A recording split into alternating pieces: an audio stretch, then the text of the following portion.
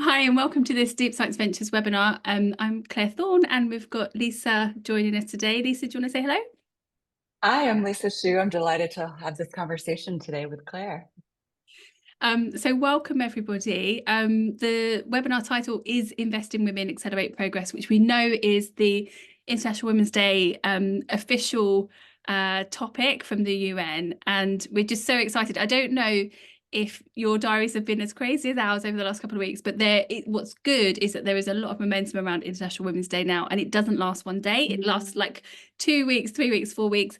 But what we really practice within Deep Science Ventures is that actually every day we're including and we're investing and we're accelerating progress of women. It doesn't just happen on one day for us. So welcome.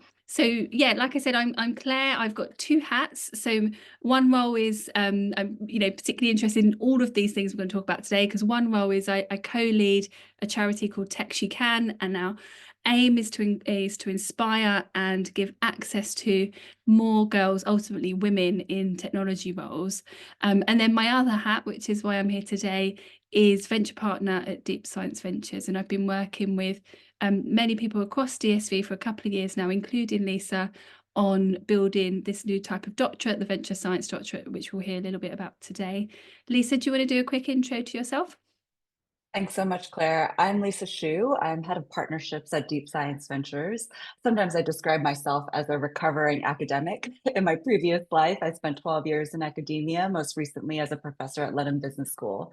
I left London Business School and my beautiful office overlooking Regent's Park in 2019 because as an academic, I felt extremely frustrated by the lack of impact that my research made. I saw all my publications disappear into top tier journals behind expensive paywalls, and I never saw the realized impact. I never saw it, the solutions, in the hands of end users or customers or patients.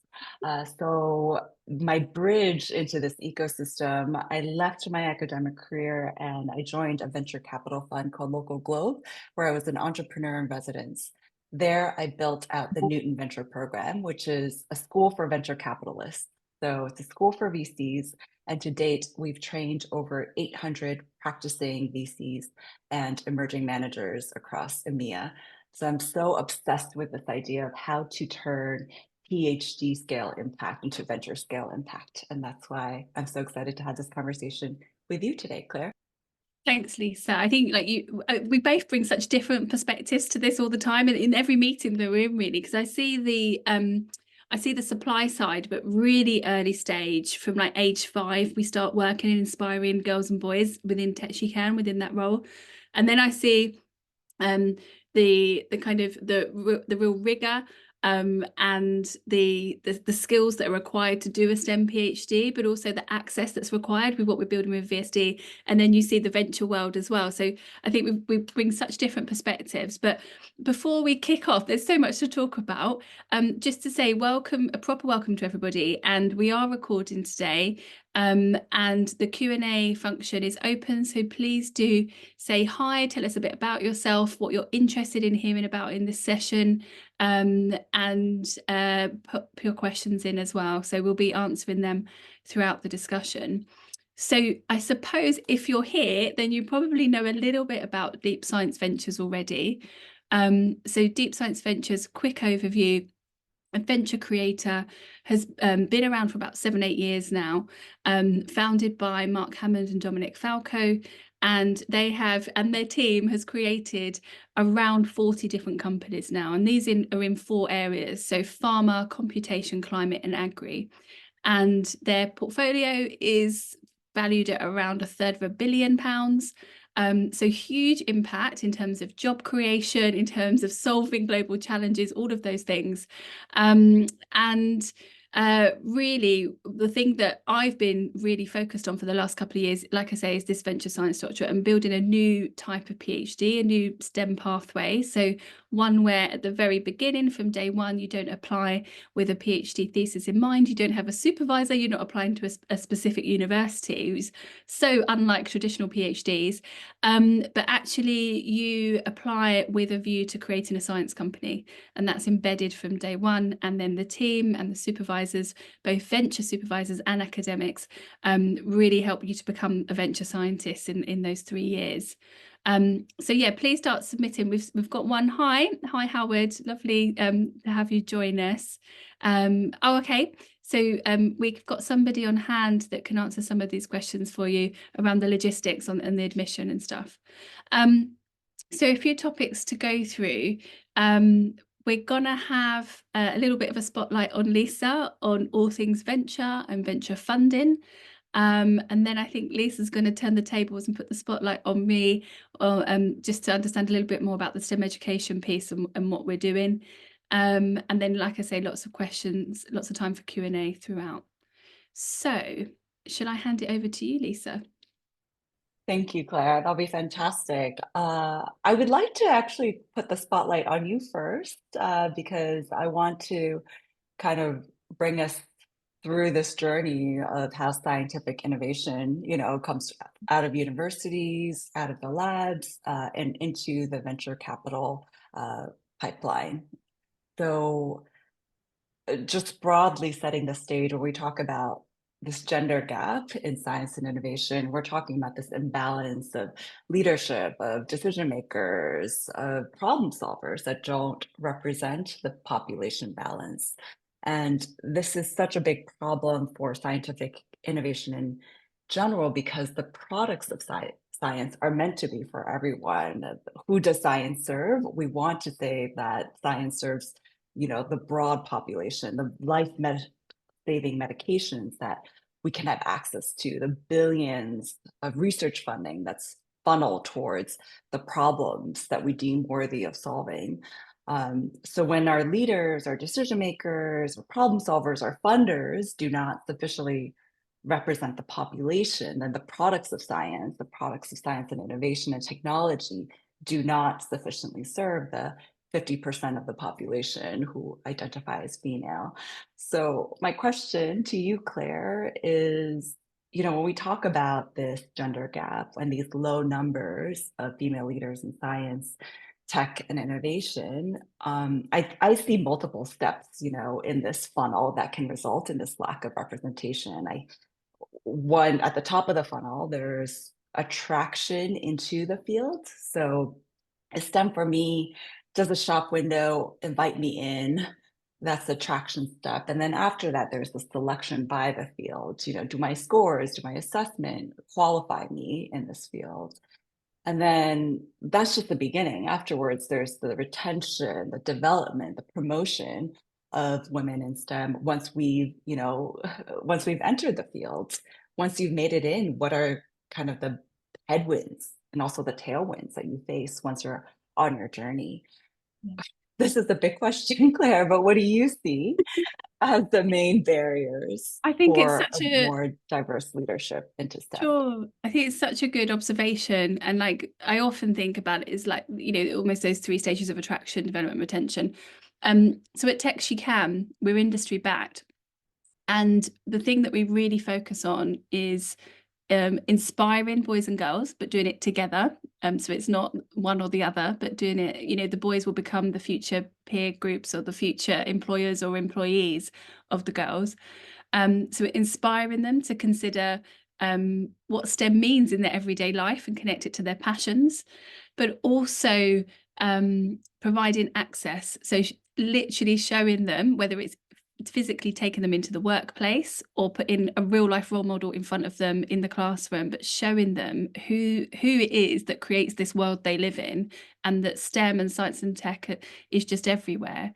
So it's access, inspiration, role models, relatable role models, like moving away. If you put to one side the Musks and the Zuckerbergs and that are very Marvel-esque and talk about cage fights and things, the signals that sends to potentially a 7-year-old girl is not positive and not inclusive.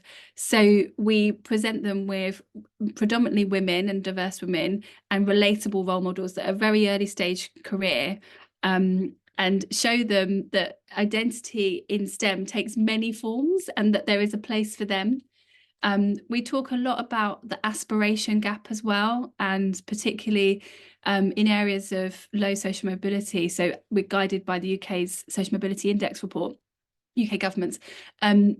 We really see it a kind of a lack of hope, a lack of options, a lack of somebody just having that one, sentence serendipitous conversation. It could be a teacher or a parent, or have you thought about this? Or why don't you take this subject? Or why don't you go and explore and connect with that person? And without those by chance and not systematic conversations, often girls are either switched off and don't connect their interest to potential STEM roles, or they just don't know about the STEM roles. They don't know how to access them. Also in your overview, Lisa, you mentioned balance a little bit. I thought it was really interesting because we talk a lot about equity, D&I, of course, it's everywhere around us at the moment, but we don't often talk about balance, and that representation, so that we create these, we build this world that we all want to live in and that serves everybody in a really positive way. So keen. I think balance is often missing from the debate on that. One other thing to say is that none of this is really new, and I know that International Women's Day is gaining momentum, and most organizations now have D&I policies and D&I leads. And I saw somewhere the other day that most organizations, big organizations, are going to move to having like chief trust officers and things, so that there's a whole new wave of what it means to work in this space. But none of it's new. Like, it was 2004 when I started my PhD, and at the time, the Institute of Physics were having problems with attracting and retaining number of girls and women in physics.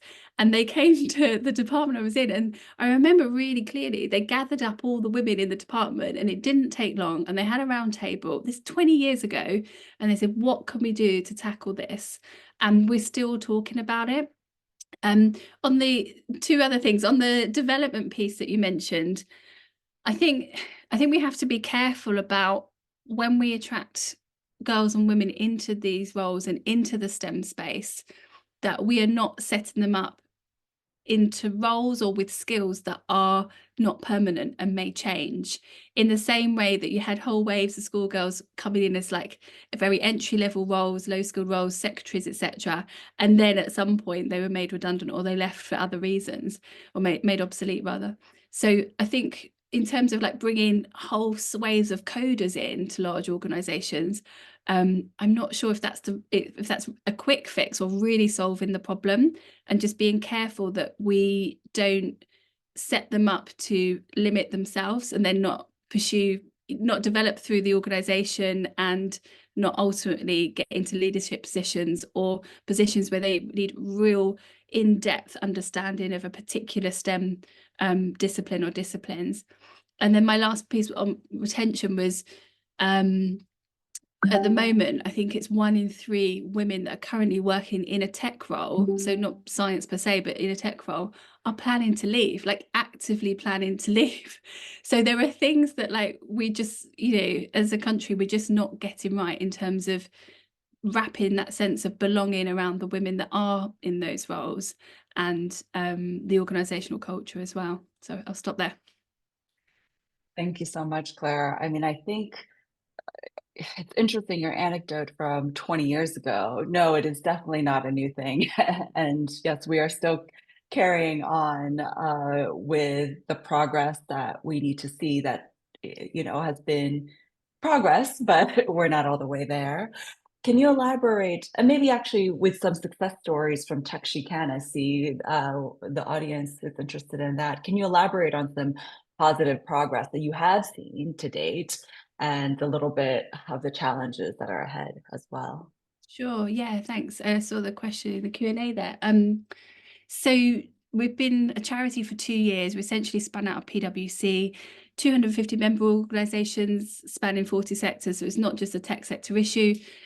all committed to like, investing in this long-term change, because, the children we work with, they might be age 5 or 9, whatever it is. They're not going to be in the workforce for another 15, 20 years. So totally committed. To date, we've directly reached and inspired around 100,000 children, and 40,000 of those were in one particular webinar that we did, a live assembly on Gen AI for Safer Internet Day in February. So I think the success stories is that we have, I think we knew this already, but we've tested the model, and we totally see that on the supply side with the education sector, teachers and children and parents are desperate for this content. And then on the demand side, we see that industry is really desperate to plug immediate skills gaps. And the good news is that organizations like us working in the space, we have those solutions. We just need to scale. And this needs to be the norm where, every part during a child's schooling, they have access to meaningful, sustained employer engagement where it's inclusive, the resources and the experience are inclusive and they're representative. The challenge is, I think so many, I don't know where to start, like societal, cultural, the narrative around STEM, the narrative around tech. I think we really, as a nation, missed a trick post-COVID when everybody was so focused on science as a solution to like a big world problem, like a pandemic. And, we've just sort of let this counter narrative of tech is for the elites, it's for the tech bros, or science is something that's done to us and not by us or for everybody, this sort of like passive narrative. And the language that's used of like, will AI destroy or save our world and things. I think we've really missed an opportunity to showcase the power of science and say that this is for everybody and this is really going to help solve the big challenges ahead. But yeah, so many challenges. Yeah, I think something that you said at the end, this is for everybody, but this is also by everyone too.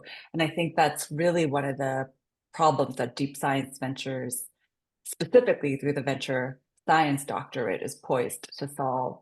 I really like this question from audience member Rachel here about there seems to be representation at lower levels in, let's say, bio or life science roles. I would say the same for venture capital, but at senior levels, there's a big drop off. There's this glass ceiling.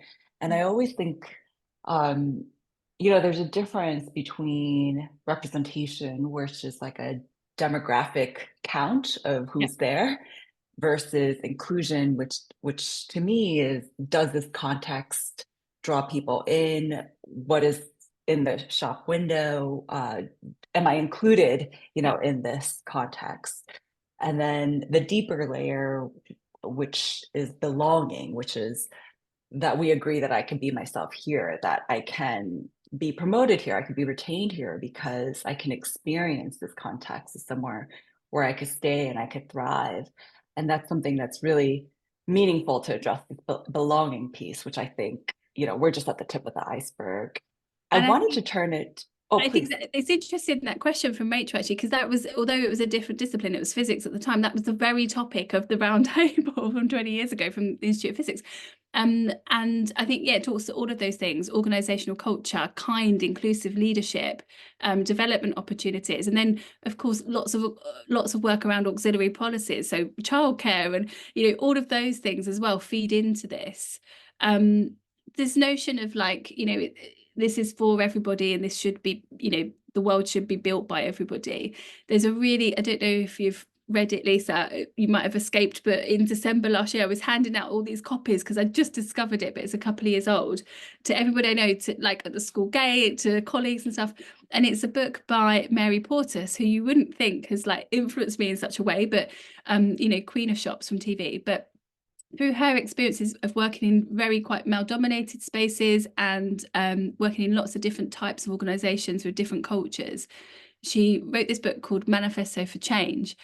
And there's lovely quotes in there where she says, like, where power once lay in the hands of kings and bishops, today it's with the leaders of politics, business, technology, and finance. And I think the finance piece is really key for our discussion as well.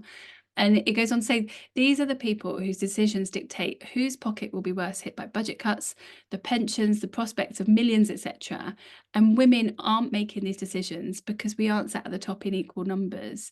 So it means that we're all living and working in this system that is just not designed for us. And we see it particularly in, you know, in healthcare, whether it's health insurance policies or access to healthcare or diagnosis and long waits and things. So we see it all over the place. Absolutely. Even the paracetamol that I took this morning for my headache, that was dosed for a male body. The male patient is the default patient.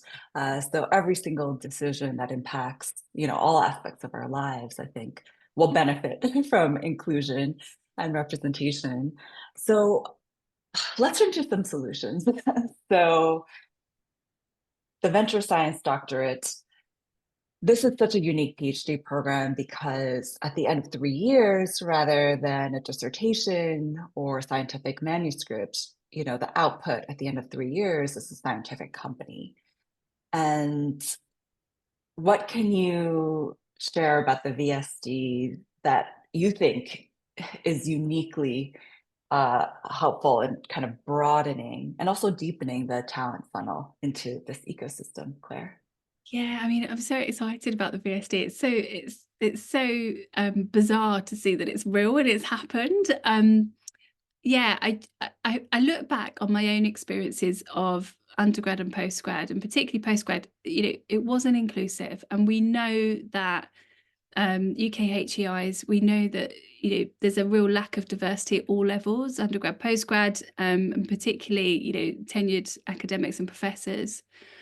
We also know that even within universities that are research intensive and entrepreneurial and have enterprise hubs and student entrepreneurship programs, etc., that it's all set amongst this sort of changing landscape where academics were increasingly expected to be entrepreneurial and have like 8 spin-out companies on the go, whilst also being world leading lecturers and educators and publishers and things. But actually the way in which we're training those academics to do that hasn't changed, and they might have access to some sabbaticals or to some, you know, some add-on entrepreneurial training, perhaps through business school, whatever. But at the core, the way in which we're training those scientists hasn't changed. And so you know, I would just wish it was around when I was looking to a PhD. But I'm so excited about the Venture Science Doctorate because it's not saying you have to be one or the other. It's saying there is a case for a new type of talent that is a venture scientist, where right from the beginning you understand and you can operate and you feel literate in that world of venture. But actually there's no downside. You're not losing the rigor and the depth that comes with a PhD in a science subject. You know, you can do both, and that actually we should be doing both. And then you sort of start to imagine, okay, so in these roles that we're working around, whether it's a program manager in ARIA or a SPAD in a government department, or maybe it's like a CTO in industry, imagine if they were a venture scientist. The decisions would be, you know, viewed through very different eyes, you know, a different lens if you're in that venture world and you're trying to generate new companies and you're trying to solve global challenges and you're doing job creation and growth and all of those other things. Yeah, so I'm just really excited that it's drawing on something that we know Deep Science Ventures can do, which is generate great science companies with really balanced in terms of gender founding teams, like 4 times more so than the average UK university spin out. So we know we can do that. And then it's like, okay, so how do we train a new type of talent that can not just be a founder, but maybe wants to do other things as well? So lots of reasons to be excited about it. Fantastic. Shall we shift from R to the D, from the research to development and commercialization? Yep. Why don't I share a little bit about how I made that transition in my own career? As I mentioned before, I was really frustrated in my tenure track position at London Business School. I really did not see the impact of my work in any tangible form, and I didn't see role models actually ahead of me where I thought, wow, their work is really making a difference in people's lives. I saw a lot of brilliant thought leaders, great airport book bestsellers in my department. But I wanted something more than that. And I I think I was one of the few people who can trip and fall into venture capital because I had experience building educational programs and I was able to enter a VC fund that took a chance on me that thought, she has no entrepreneurship experience, but she has built a lot of educational programs. So why don't we give her a chance to build a school for VCs? And something that you said, Claire, about kind of that co-curriculum in the venture science doctorate, that you're learning science and entrepreneurship at the same time, it really resonates with me because I really had to unlearn a lot of my scientific and academic thinking once I was placed in a VC environment. As scientists, you and I are trained to think 95% confidence intervals, P less than 0.05.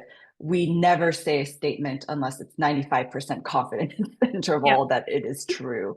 Bring We your are data, bring your so sources. Yeah.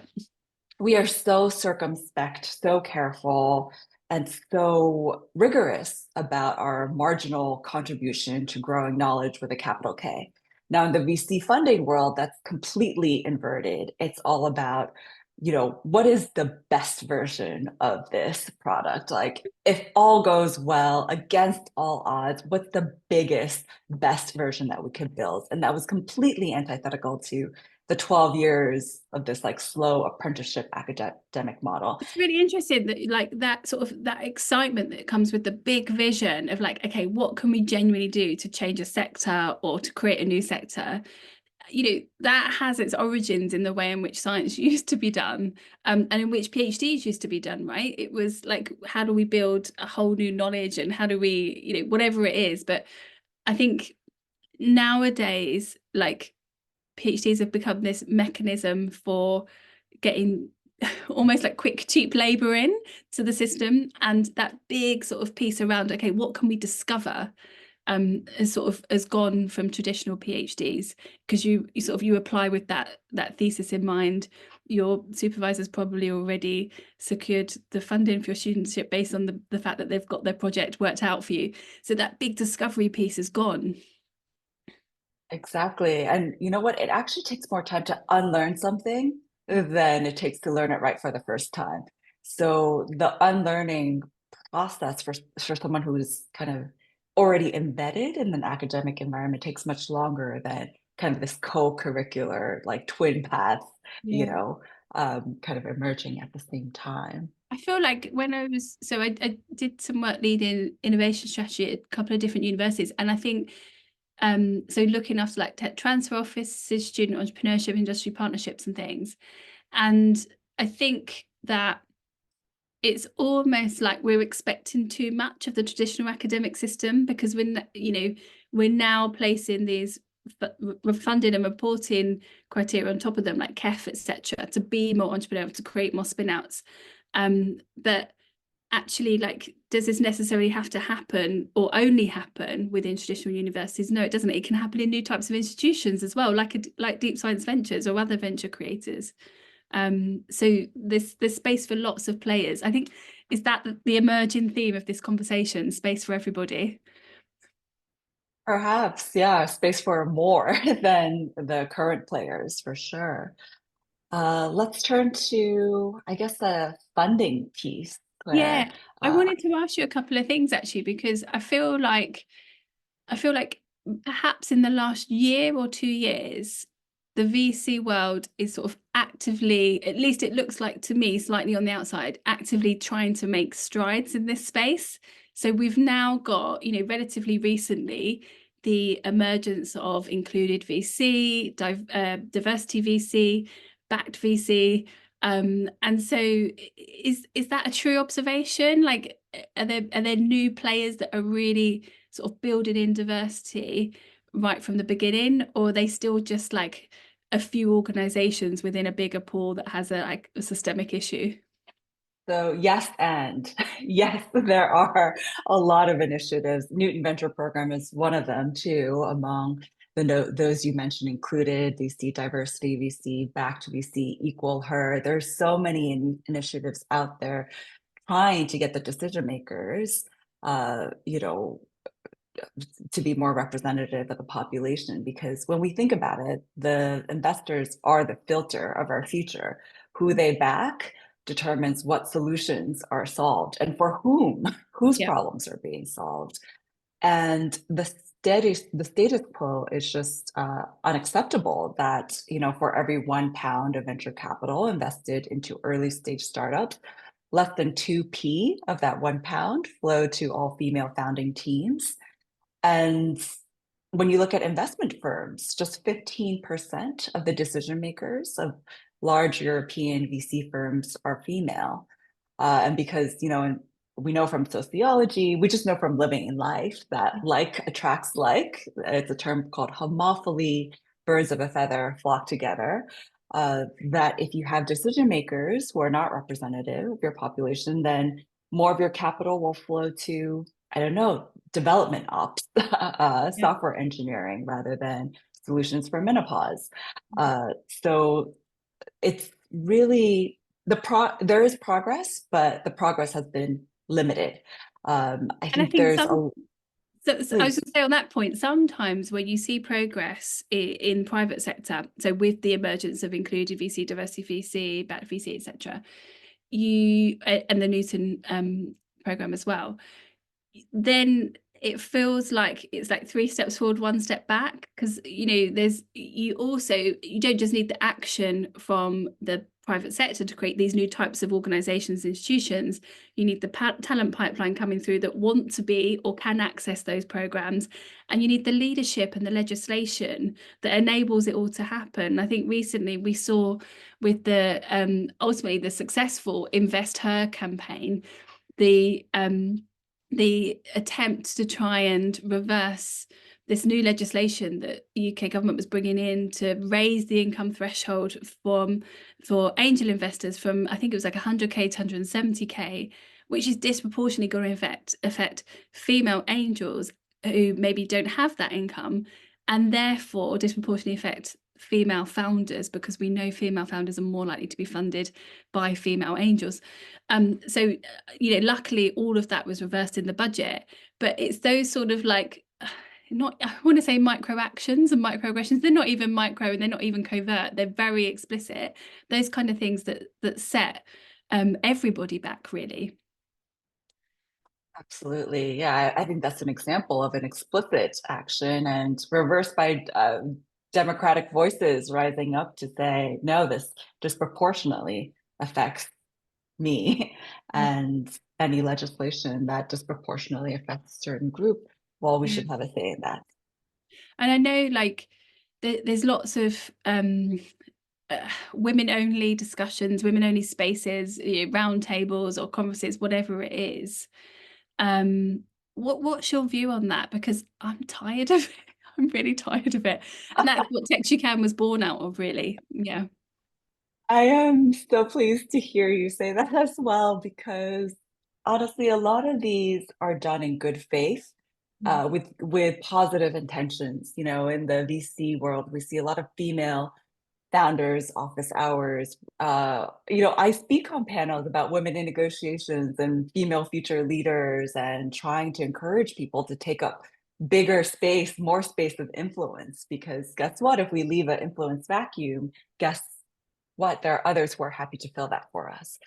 So I'm of mixed minds about it because, you know, I participate in these women only conferences and roundtables, but at the same time, these spaces do not provide opportunities for women to find sponsorship among male allies, and that Yeah. actually we need both male and female networks in order to succeed.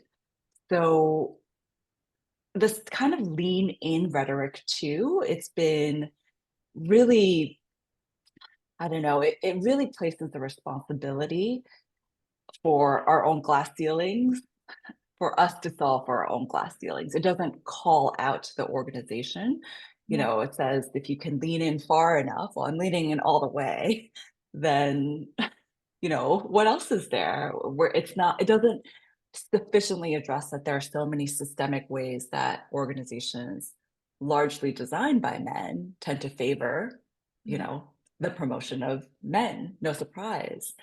So I think we need to find the right balance, because there is something about the safety, the psychological safety that these rooms afford us, these spaces afford us, but we cannot neglect the role of male allies, male networks that we don't currently have Yeah. in promoting and sponsoring our interests.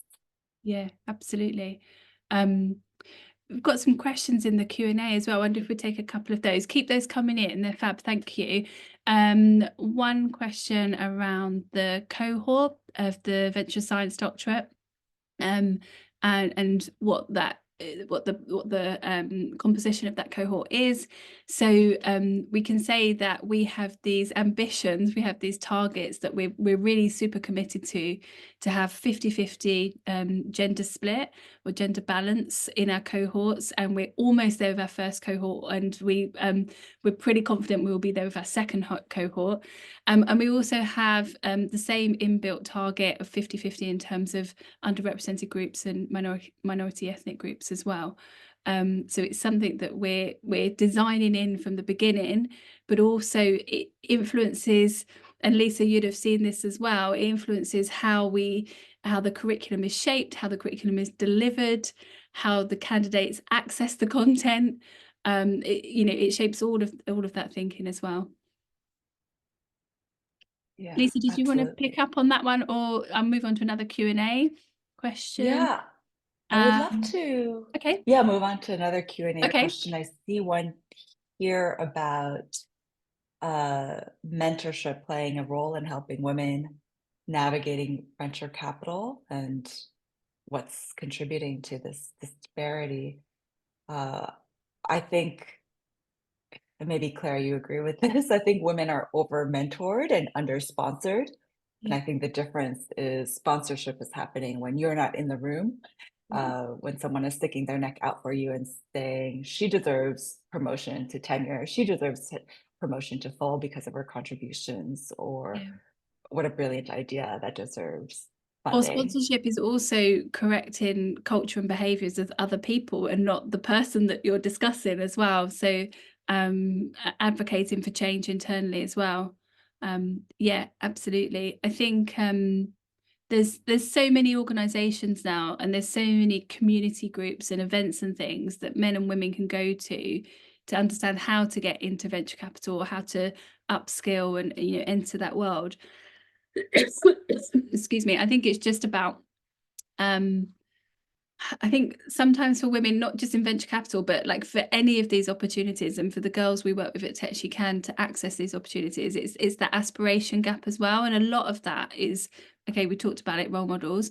A lot of it is confidence. And we see really early on that girls are, if you think about like the culture and what girls are seeing on social media and things, girls are being trained to think that the things that are important about them is perhaps how they look or how they conduct themselves, versus like what they want to do and like what they want to achieve. So it's all of those things that I think could potentially stop somebody entering that world, not necessarily mentoring. And mentoring seems to be like a quick go-to, that almost like a sticking plaster that people try and put on top of countering the barriers, I think. There was another question in there, such great questions, thank you, on how important publication is, and if you recommend any specific journals. I think we can say in terms of the Venture Science Doctorate, you'd absolutely be publishing an academic thesis as well. It's just that that's not like at its core what the program is designed to do. So intentionally built in, the Venture Science Doctorate is designed to build a science company. And of course, out of that, there'll be new IP, there'll be publications, there'll be presented at conferences and all of those things. But it's not like, it's not the main aim. And in terms of ones that we could recommend, lots of not necessarily publications, but Schmidt Futures has a fellows program, and some of the DSV team are part of that, and they have blogs and articles and white papers and things on their site that you could have a look at. They're always really good and thought-provoking. Similarly, One Day Project, World Economic Forum, etc. In terms of, I know AI, everybody's talking about this at the moment, and it feels like it's just a constant kind of AI, AI, AI. But in terms of like what AI means for education and for STEM skills and for institutions, and how we learn and how we relearn and how that's increasingly important. There's the guy that leads Mindstone, Joshua Wall from Super Awesome. It's WOHLE. He's great to follow. I think like some of his stuff on socials is brilliant, and a sort of a disruptor in this space to challenge us all to think, which I think is super helpful to challenge us all to think differently, is Timnit Gebru, Gebru, to just hold organisations and policymakers to account, and make sure that inclusivity is not an afterthought. Lisa, did you have any recommendations on publications? Yeah, sure. I'm really optimistic about this movement towards open science and open publications. So, when I think about the old guard of the specific journals that would get you promoted in academia, those tend to be single name journals like Science, Nature, Cell, Yeah. or like PNAS, Proceedings of the National Academy of Sciences. Those are all behind expensive paywalls, and when you're trying to solve for impact, you want to choose open access like PLOS One. And I really like the development of more and more open access journals so that we can widely share our ideas and progress science together rather than in our own kind of with blinders on in a very narrow path. And actually, the Um, emergence of Substacks now, it seems like everybody has a Substack, I think is really interesting, because it's deeper than, a tweet or whatever, but it's that you get to see the inner workings and what they're really thinking about and what's driving them. So explore some people's Substacks as well. I know Irini from within the Deep Science Ventures team has one, and she's brilliant on all things sort of anti-design thinking in a way, like new approaches and to scoping and ontologies, etc. She's really good to follow. Let's take one more question at the minute. So, do we think there's anything VC funds can do to remove unconscious bias and assess deals on merits? What do you think, Lisa? oh, I have so many opinions on this. So, when setting up the Newton Venture program, we made our application process blind, and that is taking a big leap of faith. We didn't want to do decision making the way that we saw it being done in VC funds. We knew we wanted to assess people on their potential rather than what they have achieved already on their CV. So that took a leap of faith. We use software, Applied is the name of the software we use to assess people's answers to three or four short answer questions without knowing who they are. And that's a really big risk to take because you don't know what your cohort looks like. We still use applied blind recruitment because the results of blind recruitment has been so positive. We always see balanced cohorts. So usually 50-50 gender split. We see much more diverse cohorts than those that currently work at VC firms. So I think in order to remove unconscious bias, sometimes you need to put those guardrails up because we're all guilty of saying, oh, I heard of that university. It's so prestigious. They must be so smart. We're all guilty of that. And as soon as we make that assessment, it's kind of too late to take that back, just like you never get a second chance to make a first impression. So I think putting up some guardrails, just like we're trying to train our AI algorithms to reduce human bias rather than amplify it, because if we do nothing, it's going to amplify bias rather than diminish them. We need to put up some guardrails for our own decision making too. And sometimes that looks like a blind assessment for the first step.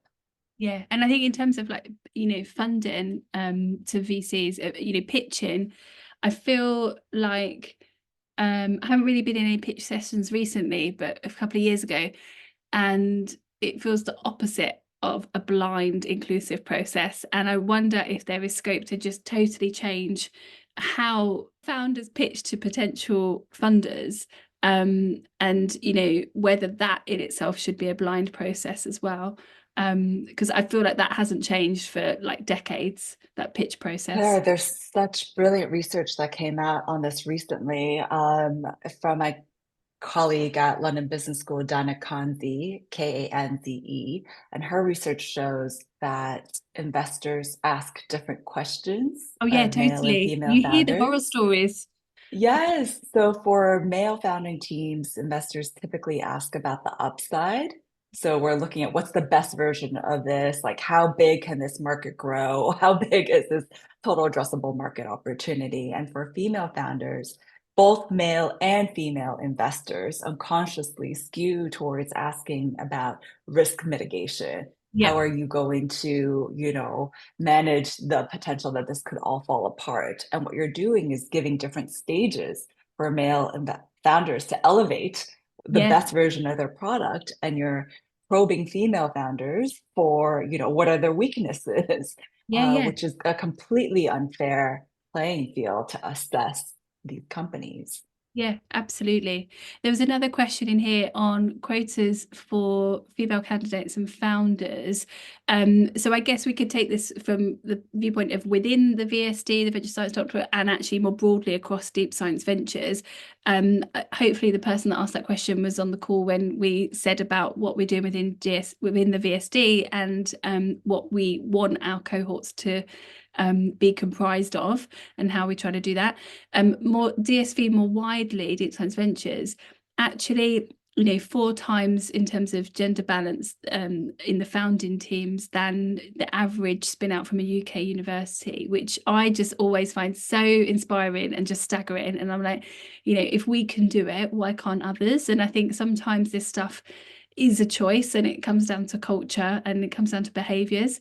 And I think I'm right in saying, Lisa, you probably know better than me, but to achieve that 4 times figure, that's not, there's not positive discrimination that's happening within deep science ventures. There's not anybody's intentionally having these quotas. This is falling out of the behaviors, and the pipeline and the cultures that we're seeing within deep science ventures. Is that right?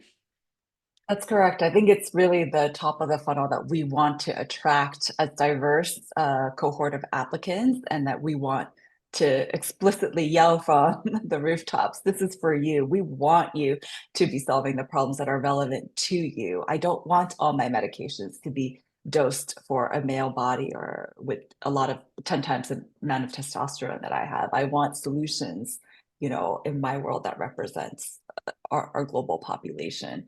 So we are shouting it from the rooftops, and that's the most important piece, I think, to make sure that you see yourself represented as a person in STEM, as an entrepreneur building towards our future solutions and innovation. Thanks, Lisa. I think your role, you're now almost 6 months into Deep Science Ventures, into joining us here. What have you seen of the VSD and of Deep Science Ventures more generally in that time that has, one, surprised you, and two, perhaps impressed you? Yeah. So one of the most surprising things, so I thought I was already obsessed with this, helping scientists commercialize existing research to make impact. My obsession has only grown since joining DSV, because I now see how much innovation waste we are sitting in on. There's so much knowledge on the scientific frontier that hasn't been brought to market, that hasn't been packaged as, solutions. And we're ready for that. We are so ready to work with the knowledge that we already have and apply them in relevant settings to Yeah. solve people's problems. So I think, I thought that it was a personal frustration of mine, and that frustration and passion has only grown since being surrounded by like-minded others at deep science ventures. So I that's think been really surprising to me. I think it's really interesting that you took that one away, because certainly when I was working within UK universities, everybody was aware of this, including the tech transfer offices, this idea of like latent IP, just like, invisibly sat around on the floor across labs, across universities, but nobody really knew quite how to bring it together, repackage it, combine it, do something with it. And there was just like lots of it swishing around. Um, Okay, and just wondering if there's any more Q&As coming in. No, but do keep them coming in. You've got a few more minutes. What are you really looking forward to in the next maybe 6 months to a year? What's exciting you about the Venture Science Doctorate? What are you seeing within Deep Science Ventures more widely? Yeah, well, I'm so excited to welcome our second cohort. From our first cohort, we've seen, they've already done 2 terms with us. They started in September. We've seen, all the solutions that they're scoping out currently, how to turn saltwater into freshwater, climate sustainable solutions, immunotherapies to target, a wide range of diseases, but with specificity in gene therapy. We've seen just the brilliance of our students in working with the deep knowledge that's within Deep Science Ventures team in trying to find the problem space and really digging deeper and honing in on what can be brought to market to solve this global challenge. So I'm so excited to see more of that. As our applications are coming in, we see so much talent from across the world. We're not a UK only or a US only program. We're definitely a global program. And just the distributed nature of our program, we're in, year one, it is Deep Science Ventures curriculum. We could do this online with you, but years 2 and 3, you're distributed in our network of 30 plus labs from universities across the world. And honestly, Claire, the number of universities that we're working with is growing on a weekly basis.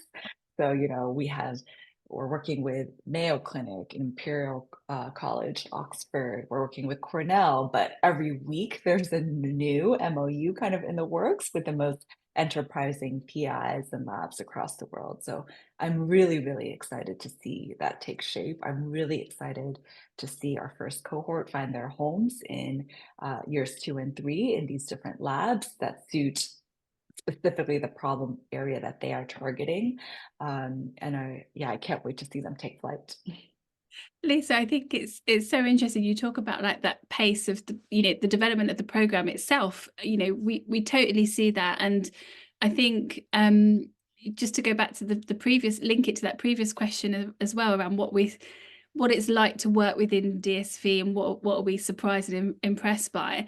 I'm sort of more than 2 years in, and I'm still on a daily basis impressed by the level of conversation on the Slack channels and the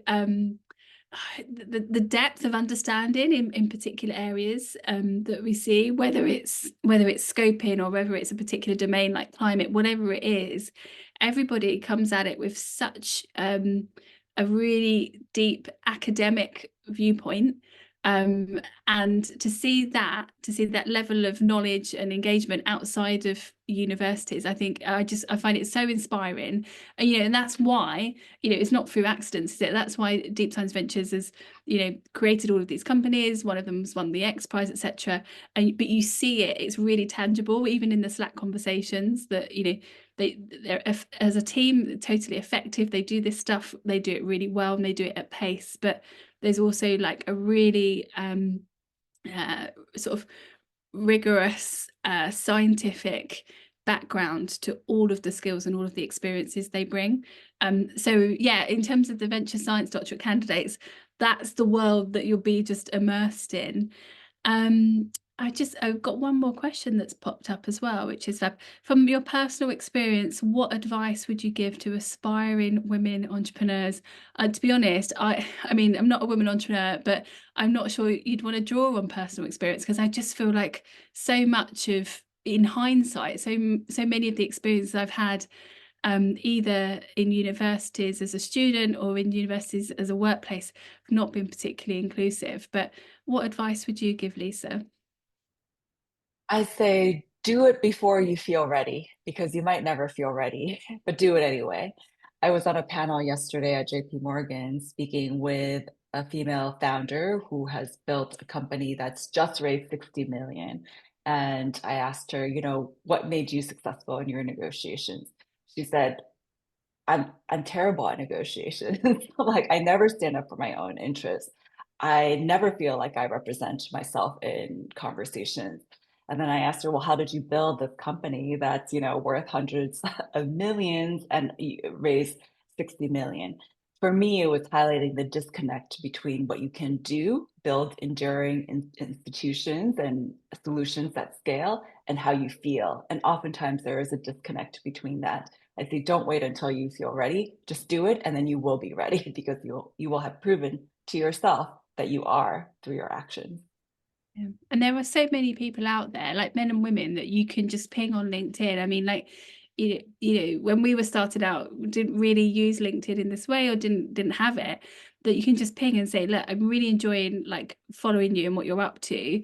Can you impart some knowledge? Can you make a connection, whatever it is? You don't have to do all of this on your own. You could join, advisory boards of institutions that you're particularly enjoying, seeing what they're creating. You can get involved in any way, volunteer your time, go to schools, whatever it is. You can learn all the time. There's so many opportunities. Do we have any more last questions coming in? I understand there are 4 candidates in the current cohort. How many candidates does DSV aspire to have in the next cohort? Such a good question. Lisa, do you know the latest on the size of second cohort and thereafter? Yeah, I think we're aiming for the 2 to the X function. So at most we will double for cohort 2 because we actually do want to keep tailoring the experience. In the beginning, we're putting all our resources, we don't need 30 labs to absorb 4 PhD candidates, but we want to have those options lined up for them. So 8 is our target for cohort 2. Super. And we have maybe 1 more minute if there's another question that pops up in the next minute. Otherwise, thank you everybody for joining. We will be able to follow up, I think, and share a link to the Venture Science Doctorate if we haven't already popped that into the Q&As in the chat here. But please, following up on Lisa's call to action, really, please do understand more about what we're doing. Join us. It could be as an individual, as a candidate. It could be coming to join the team. It could be as an organisation partnering with us. As Lisa said, we're growing a number of partners all the time. So yeah, we'd love to be working with you more, and do follow up. And you can reach out to me and Lisa individually as well on LinkedIn after this if you want to connect. Thank you so much, Claire, for hosting this conversation. Thank you so much, everyone, for joining the call. We're really excited to see you and work with you going forward. I can't wait. Have a great day, everyone. Thanks all. See you.